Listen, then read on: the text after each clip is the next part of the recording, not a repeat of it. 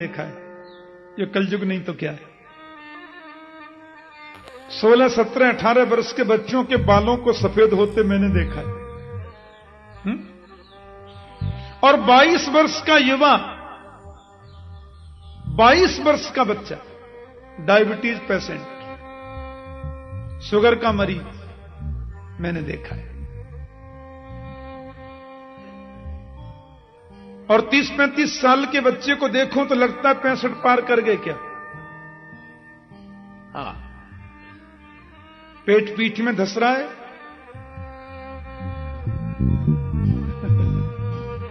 कोई थप्पड़ मार के अंगूठी उतार के ले जाओ, दम ही नहीं है। ये कलयुग नहीं तो क्या है। कोई जीता है 100 वर्ष? कौन जीता है?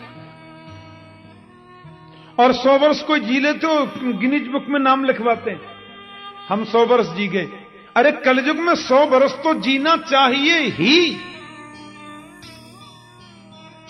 40 के बाद तो बिस्तर कब बन जाए पता नहीं। अब परीक्षित में यह कहना चाहता हूं कि प्रश्न जीने का नहीं है, प्रश्न मरने का नहीं है। प्रश्न यह है कि जितने दिन अपन जीते हैं उतने दिन करते क्या है। 100 वर्ष में 50 वर्ष तो हमारे सोते सोते निकल जाते हैं। हाँ, निद्रया ह्रियते नक्तम व्यवायेन च बावयः दिवाचार्ते हया राजन् कुटुंब भरणेन वा। 100 वर्ष में 50 वर्ष हमारे सोते सोते निकल गए। भाई 12 घंटे का दिन और 12 घंटे की रात। जब रात हमने सोते हुए निकाल दी, क्यों बताओ 100 वर्ष में 50 वर्ष ईमानदारी से सोते हुए निकल गए कि नहीं? दिन में जो हम सोते हैं वो एक्स्ट्रा है, खाली रात में सोने से 50 वर्ष सोते हुए गए। अब कितनी उम्र बच्ची? बोले 50 बच्ची साहब। 50 में 25 वर्ष निकल गए श्रीमती जी की आज्ञा पालन में। खड़े हो जाओ, हो गए। बैठ जाओ, बैठ गए। आगे चल दो, चल दिए।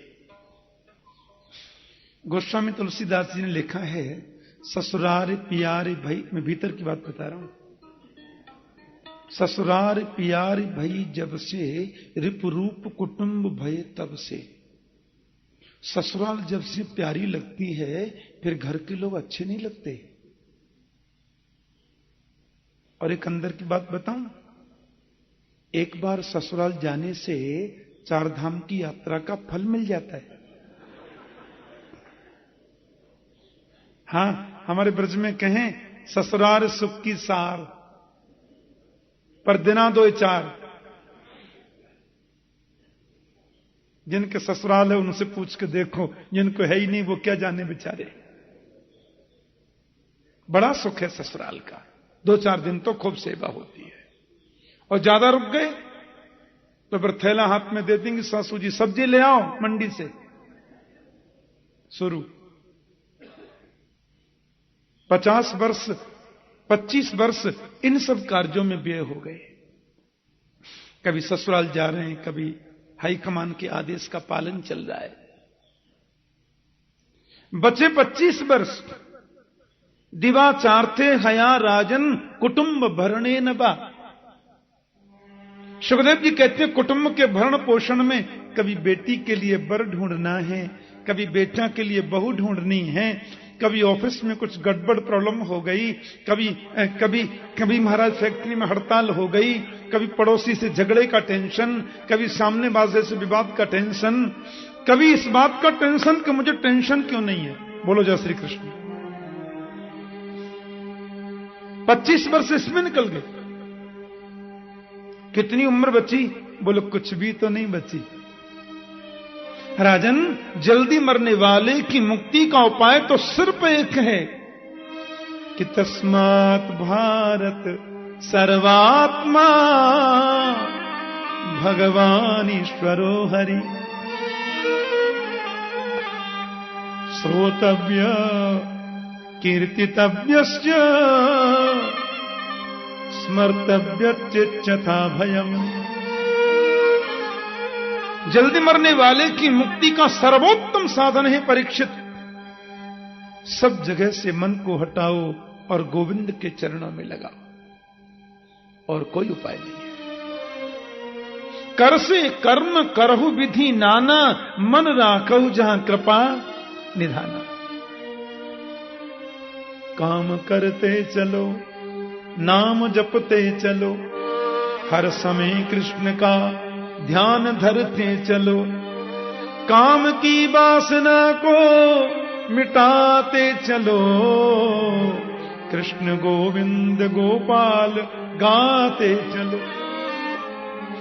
प्रत्येक परिस्थिति में शरीर से कोई भी कर्म अपन करते हैं संसार का, मन का कनेक्शन गोविंद से जोड़ के रखो, बस हो गई मुक्ति। राजा बोले यही नहीं होता है, बाकी सब हो सकता है। आपने तो ऐसे बोल दिया गुरुजी जैसे बड़ा सरल है मन को जोड़ना, ये तो भटकता है। कात्यायनी पीठ के परिसर में हम लोग बड़ी श्रद्धावनत होकर कथा सुन रहे हैं, पर मन तो मुंबई के मरीन ड्राइव पे घूम रहा। बैठे हैं वृंदावन में, मन डोल रहा है आगरा में। क्या करें, महाराज जी की आज्ञा थी, कथा तो सुननी ही है और अब सुननी ही है, पर मुनिम जी से ये बात तो हम कह के नहीं आए, मैनेजर को ये तो हमने समझाया ही नहीं था। शरीर इधर बैठा है और आप आगरे में घूम रहे हैं। ये मन बहुत चंचल है। अमेरिका जाना है तो 18 घंटे आपको लगेंगे कम से कम, लेकिन मन को अमेरिका पहुंचने में आधा सेकंड का टाइम लगता है। बताओ इतनी तेज चलने वाली कोई चीज है? आधा सेकंड में पहुंच जाता है। बहुत चंचल। अर्जुन भी गीता में यही दुखड़ा रोते हैं, बोले चंचलम ही मन कृष्ण प्रमाथि बलभद्रढ़। ये मन बड़ा चंचल है, ये बड़ा प्रमाथी है, बड़ा अदृढ़ है, इसमें दृढ़ता नहीं है। और कैसा है तो अर्जुन कहते हैं वायोरिव सुदुष्करम, जैसे वायु को मुट्ठी में बंद करना किसी के बस की बात नहीं, वैसे मन भी बस में होता नहीं। और आप कहते हो मन भगवान में लगाओ, कैसे लगाएं? हम दर्शन करने गए, आपने कहा फूल चढ़ाओ, मेरे पास था, चढ़ा दिया। अजी भोग चढ़ाओ, मिठाई थी, चढ़ा दी। वस्त्रोपवस्त्रम समर्पयामी, वस्त्र था, वस्त्र चढ़ा दिया। आपने कहा भगवान को मन चढ़ाओ, वो कैसे चढ़ाएं, वो तो मेरे बस में नहीं है। भगवान में मन लगे कैसे गुरुजी, पहले ये बताओ ना, ये मन वश में कैसे हो? तो सुखदेव जी महाराज ने बहुत सुंदर बात कही है, सुनने लायक है। बोले मन को वश में करना है तो 4 बातों का ध्यान रखना होगा राजन। पहले तो उन्होंने खट्टांग राजा की कथा बता के फिर कैसे मुक्ति होती मन लगने से बताया। अब मन को लगने का तरीका बता रहे हैं कि जितासनो जित श्वासो जित संगो जितेन्द्रिय कि स्थूले भगवतो रूपे मनः संधारयद्धिय। राजन मन को जीतना है तो सबसे पहले आसन को जीतो। एक आसन से बैठने का प्रयास करो, सुख आसन से बैठो, उसको बोलते हैं जितासन, आसन जीतना।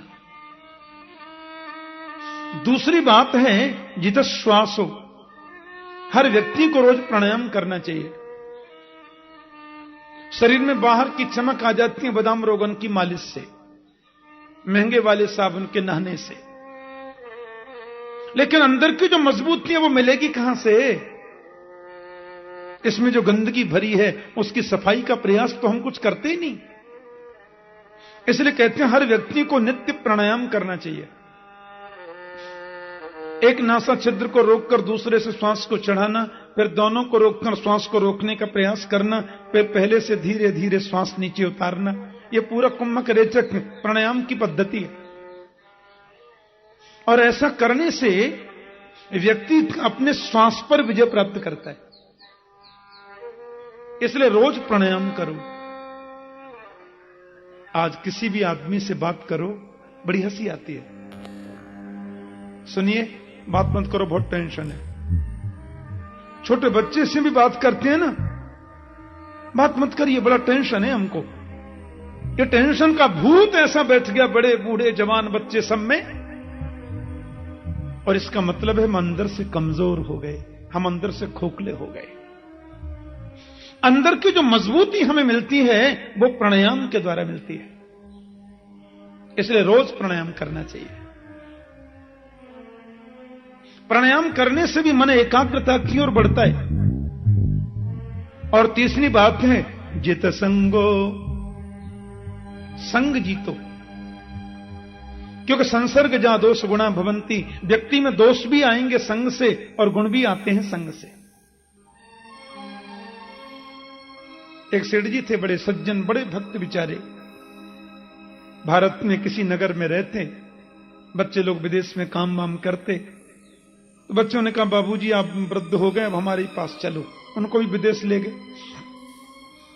पर वो विदेश एक शर्त पर गए कि मुझे हर साल 2 महीने के लिए भारत भेजना पड़ेगा। भेजेंगे? बेचारे साल भर में 2 महीने के लिए भारत में आते। बड़ा सुंदर नगर था, पास में सुंदर सुरम्य बगीचा, जंगल, घूमने जाते। सवेरे घूमना चाहिए। सवेरे घूमने से वायु में अमृत कण होते हैं और वो आपके स्वास्थ्य के लिए बहुत लाभप्रद होते हैं। अब 4:30 बजे बेचारे सेठ जी घूमने के लिए गए। 4-5 किलोमीटर गए होंगे, सो वहां एक भीलों की नगरी बस गई थी। वृक्ष के ऊपर तोता बैठा था और सेठ जी को देखती महाराज तोता ने जोर जोर से कहना शुरू कर दिया, मारो काटो लूटो आया, बहुत पैसे वाला है, बहुत धनी है, बहुत धनी है। तो सब लोग आए और डंडा 2-4 मार के उनकी अंगूठी उतार ली, उनकी जंजीर उतार ली। सेठ जी बोले कैसे लोग हैं? खामा मुझे लूट लिया। दूसरे दिन उनको विदेश जाना था, चले गए। अगली साल फिर अपने देश में आए, घूमने की आदत। सवेरे 4:30 बजे घूमने चले, बोले इधर नहीं जाऊंगा, इधर तो भील रहता, 1.5 वर्ष पहले मुझे लूट लिया था, आज इधर चलते हैं।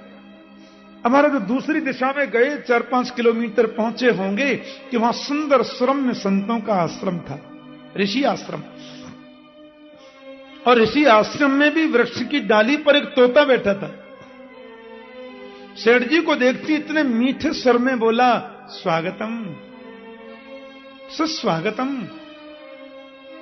अतिथि देवो भव, पधारिए श्रीमान, हमारे आश्रम का जल बहुत मीठा है, आपको जलपान तो करना ही पड़ेगा। थोड़ी देर में गुरु महाराज का सत्संग होगा, आप कथा जरूर सुनना।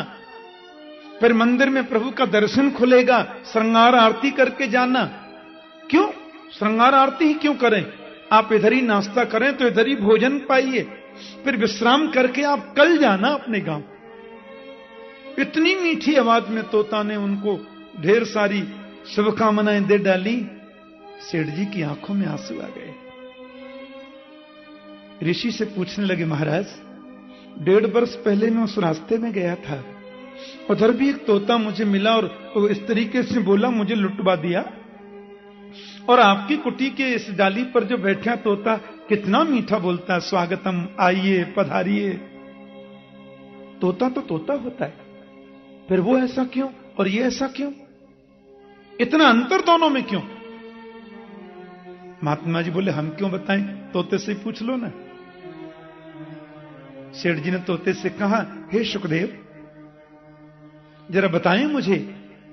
हां मैं सब सुन रहा हूं, आपने गुरु महाराज से जो पूछा। देखो लाला जी, 1.5 वर्ष पहले मैं भीलों की नगरी में ही रहता था और वो तोता मैं ही था जिसने आपको लुटवाया। कि भीलों के साथ में रहना में किसी को भी लूट देना, किसी को भी अपशब्द बोलना, किसी की भी निंदा करना, ये सब उन लोगों की प्रवृत्ति बन गई थी। अब मैं उधर रहता, दिन रात यही देखता, देखते देखते मेरे विचार भी वैसे बन गए। मेरा सद्भाग्य जगा। एक दिन संतों की मंडली उधर से निकलकर आ रही थी महाराज, तो संत मंडली के साथ में मेरा भाग्य जगा और मैं इधर आ गया। अब 1.5 वर्षों से मैं यहां रहता हूं, क्या बताऊं, इतना आनंद इतना सुख मुझे मिलता है। प्रातः 4 बजे से सायं तक यहां वेदध्वनि होती है, शास्त्रों का चर्चा चलती है, पाठ होता है। मैं बहुत बड़ा भाग्यवान हूं महाराज, जो संतों की अतिथि सेवा सत्कार की